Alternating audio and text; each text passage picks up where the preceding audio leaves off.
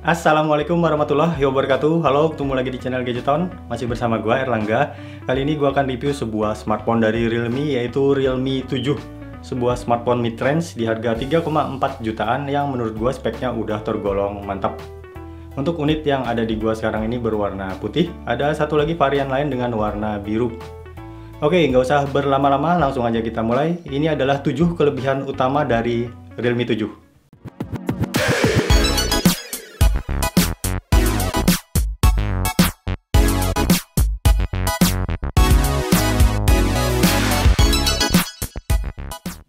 Oke, bagian pertama adalah di kelas harganya. Realme 7 ini punya performa yang powerful atau bertenaga.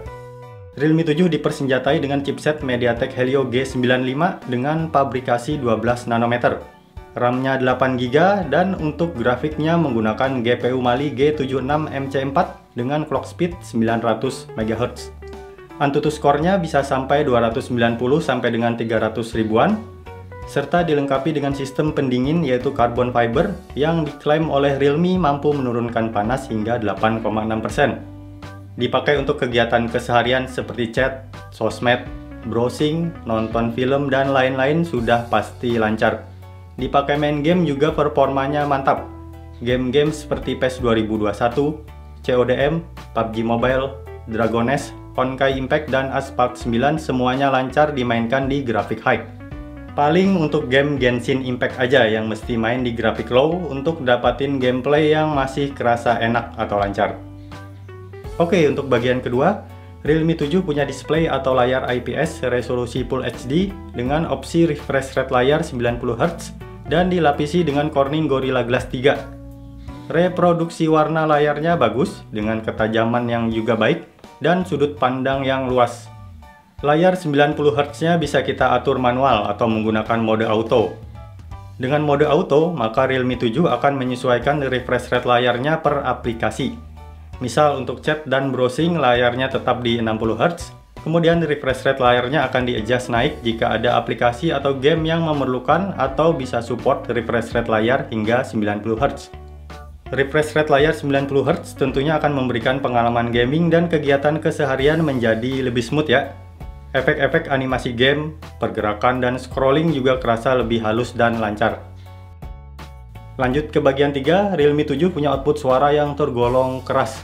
Kalau dibandingkan dengan smartphone dari vendor lain seperti Vivo V20, Oppo Reno 4, atau Samsung M51, di tingkat volume yang sama, Realme 7 ini mampu menghasilkan suara yang lebih keras.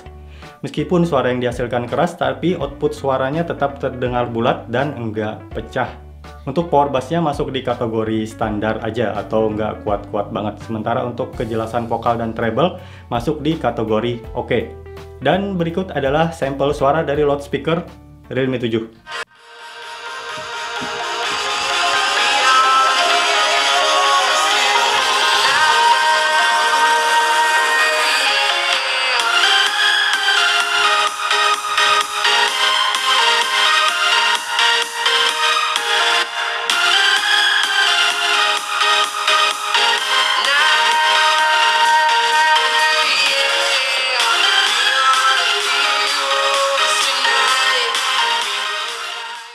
Oke, next, untuk bagian selanjutnya ada di sektor kamera. Realme 7 dipersenjatai dengan kamera utama 64 megapiksel dengan sensor Sony IMX682, yaitu sensor yang sama yang ditanamkan di Samsung Galaxy M51.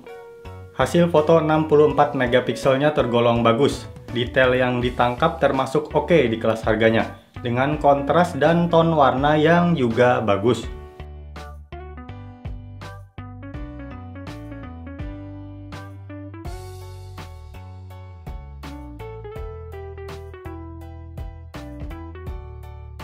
Untuk 8 megapiksel lensa ultrawide-nya juga tergolong oke. Detailnya memang nggak sebagus lensa utamanya, tapi untuk sudut tangkapan foto, kontras dan ton warnanya sudah termasuk oke. Tersedia juga fitur HDR dan Chroma Boost yang bisa membuat ton warna menjadi lebih vivid. Untuk foto makronya menurut gue standar aja. Foto yang dihasilkan lumayan bagus, ton warna dan detailnya masuk kategori lumayan oke aja. Nggak bagus-bagus banget. Untuk night mode, hasilnya khas Realme banget lah. Dimana hasil foto night mode-nya terlihat lebih dramatis, kalau dibandingkan dengan hasil foto night mode smartphone lain. Tingkat kecerahannya bagus, noise-nya juga bisa dihandle dengan baik, dan untuk detailnya sudah termasuk oke untuk ukuran foto night mode smartphone 3 jutaan.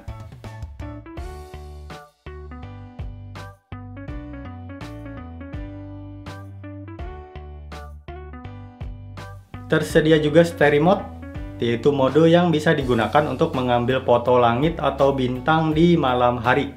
Kalau untuk fitur ini fix harus pakai tripod ya, agar smartphone-nya bisa stabil dalam waktu yang lumayan lama, sekitaran 4 menit, untuk mendapatkan foto kelap-kelip bintang atau langit yang bagus. Dari sisi perekaman video kamera belakang, Realme 7 bisa merekam sampai dengan resolusi 4K 30 frame per second, serta 1080p dan 720p dengan opsi 30 dan 60 frame per second.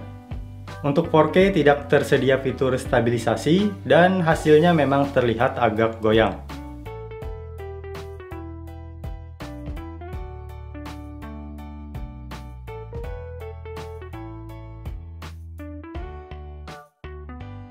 Sementara untuk 1080p kalau fitur stabilisasinya diaktifkan, videonya terlihat stabil dengan tone warna yang juga bagus.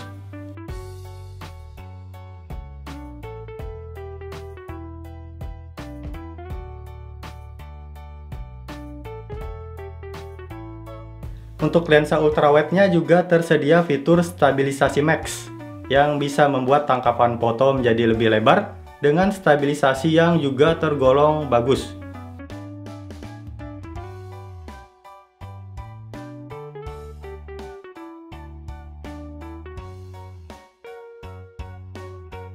Untuk kamera depan cuma bisa merekam di resolusi 1080p dan 720p dengan 30 frame per second.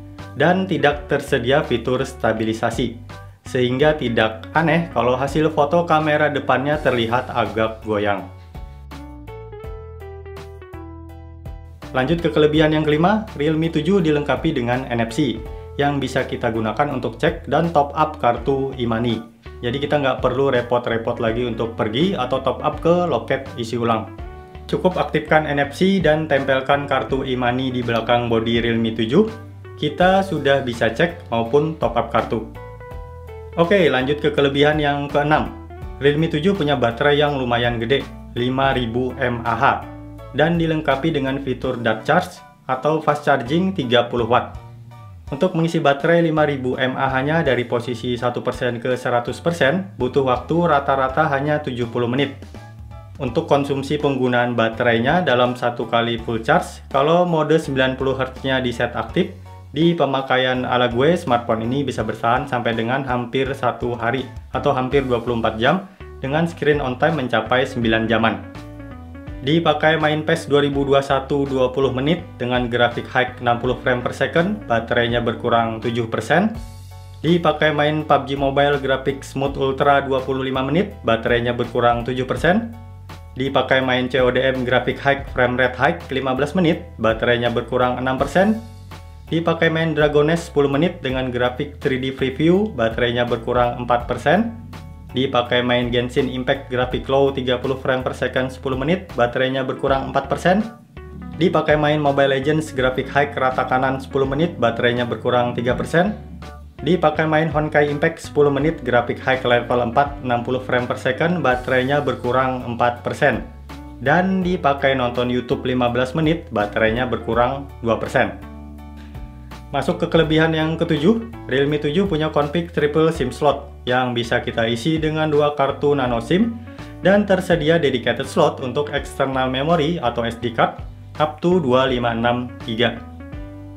Oke, itu tadi adalah 7 kelebihan dari Realme 7. Mudah-mudahan bisa berguna ya buat lo yang mungkin lagi menimbang-nimbang untuk membeli smartphone ini. Dari semua kelebihannya tadi, tentunya Realme 7 ini juga punya kekurangan. Kekurangan yang paling kerasa buat gue adalah bodinya yang tergolong tebal. Realme 7 punya ketebalan 9,4 mm dengan baterai 5000 mAh. Tebalnya ini hampir sama dengan Samsung Galaxy M51 yang punya ketebalan 9,5 mm tapi dengan baterai 7000 mAh. Untuk kekurangan yang kedua ada di kamera depan, di mana ketajaman atau detail hasil fotonya kurang oke menurut gue. Tapi sebenarnya ini bukan kekurangan banget sih. Ini merupakan hal yang wajar karena sebenarnya Realme 7 ini lebih fokus ke performa, bukan ke kamera selfie. Oke, klik like kalau lu suka dengan video ini, jangan lupa subscribe, nyalakan lonceng notifikasi, dan share ke teman-teman lu untuk terus mendukung channel ini. Gua Erlangga pamit, jangan lupa bahagia. Assalamualaikum warahmatullahi wabarakatuh.